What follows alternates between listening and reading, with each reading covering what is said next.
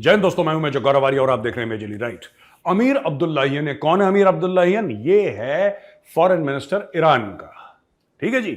अब इसने गुहार लगाई है सारे मुस्लिम देशों से, और इसकी गुहार यह है कि इजराइल को सैंक्शन करो, इजराइल पे पाबंदियां लगाओ, इजराइल को रोको।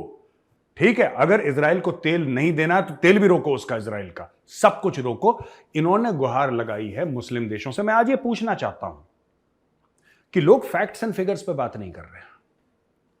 ये मुस्लिम देश, देखिए बात पता है क्या होती है दोस्तों, मैं यही कह रहा हूं कि मजहब जो होता है ना, ये बड़ी खतरनाक चीज होती है, बहुत खतरनाक चीज होती है। अगर मुस्लिम देश एक हो रहे हैं क्योंकि वो मुस्लिम हैं, तो कल क्रिश्चियन देश इकट्ठा होंगे क्योंकि वो ईसाई हैं। जिन देशों में हिंदू ज्यादा हैं, नेपाल है, ये है, वो है, आपके थाईलैंड में है, वहां पे भी हिंदू काफी है, फिर ये इकट्ठा होंगे धीरे धीरे। ये दुनिया कहां पे जाएगी? फिर लोग बात करते हैं इंसानियत की। आप इंसानियत और मजहब को कंफ्यूज मत करिए।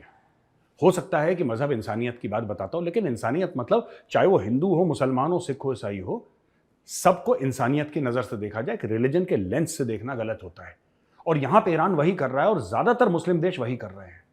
ये सपोर्ट फिलिस्तीन को इसलिए नहीं कर रहे क्योंकि फिलिस्तीन की बात को ये मानते हैं या समझते हैं फिलिस्तीन सच है, इसलिए सपोर्ट कर रहे हैं क्योंकि फिलिस्तीन एक मुस्लिम देश है। यही बात ईरान ने बोली कि सारे मुस्लिम देश। उसने ये क्यों नहीं बोला कि दुनिया के सारे देश सैंक्शन करो? उसने इंडिया से क्यों नहीं बात करी? इंडिया के साथ तो अच्छे रिलेशन है ईरान के। इंडिया को क्यों नहीं बोला उसने कि इंडिया आप सैंक्शन करो? इंडिया नहीं करता, जाहिर सी बात है, इजराइल हमारा बहुत अच्छा दोस्त है। उसने रूस को क्यों नहीं बोला? उसने चीन को क्यों नहीं बोला? है ना? उसने अफ्रीकन कंट्रीज को क्यों नहीं बोला?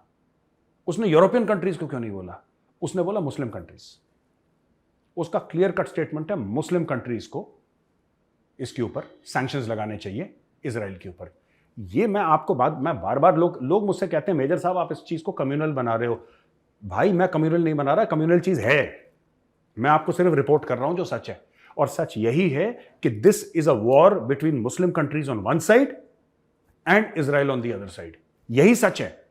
जो 1967 का वॉर हुआ था वो भी यही था, Muslim countries on one side and Israel on one side. ठीक है जी। 1973 का यौम किपुर वॉर भी था, Muslim countries on one side and Israel on one side. और आज भी हम वही चीज देख रहे हैं, इस्लामिक कंट्रीज एक तरफ, इजराइल एक तरफ। यही सच है। आप इसको कम्युनल बोलना चाहें, आप इसको गलत बोलना चाहें, आप इसको यह बोलना चाहें कि नहीं साहब ऐसा नहीं होता, आप इसको ह्यूमैनिटी की लेंस दे देखिए, ये ह्यूमैनिटी के लेंस वाला मामला है ही नहीं दोस्तों। ये जो मामला है ना, ये क्लियर कट मामला रिलीजन का है। मैं आपको बताता हूं, लोग गाजा स्ट्रिप से इतना हो गया, गोलान हाइट से इतना हो गया, ईस्ट जेरूसलम, वेस्ट जेरूसलम, ये छोड़ दो ना यार, ये छोड़ दो बातें। ये मैंने बहुत स्टडी करी, और स्टडी करके मैं भूल भी गया बहुत ज्यादा। मैंने इतनी स्टडी करी है कि आधा से ज्यादा तो मैं भूल गया। तो छोड़ दो ये सब बातें। जो बात है, जो सच है, वो आज की तारीख में आप पूछो आप सीरिया से पूछो कि तुम क्यों खड़े हो फिलिस्तीन के साथ, कारण क्या है, आप पूछो। वो अलीगढ़ मुस्लिम यूनिवर्सिटी के जो छात्र जिन्होंने कैंडल मार्च निकाला था, उनसे पूछो कि तुम क्यों खड़े हो। पूछो जरा उनसे, मुझसे मत पूछो। मैं उनके लिए तो नहीं बोल सकता, हर एक इंसान को अपने लिए बोलने का हक है ना। कोई मेरे लिए नहीं बोल सकता, मैं किसी के लिए। वो जो एएमयू के छात्र थे जिन्होंने कैंडल लाइट मार्च निकाला था फिलिस्तीन के सपोर्ट में, उनके नारे क्या थे? उन्होंने नारा क्या लगाया था? तेरा मेरा रिश्ता क्या, ला इलाहा इल्लल्लाह। यानी कि ये फैक्ट्स एंड फिगर्स पे लोग बात कर ही नहीं रहे हैं दुनिया में। लोग ये नहीं कह रहे कि भाई तूने ये गलत काम करा और तूने ये गलत काम करा और तू इसलिए जालिम है, इसलिए हम दूसरे का साइड दे। वो ये बात ही नहीं कर रहे।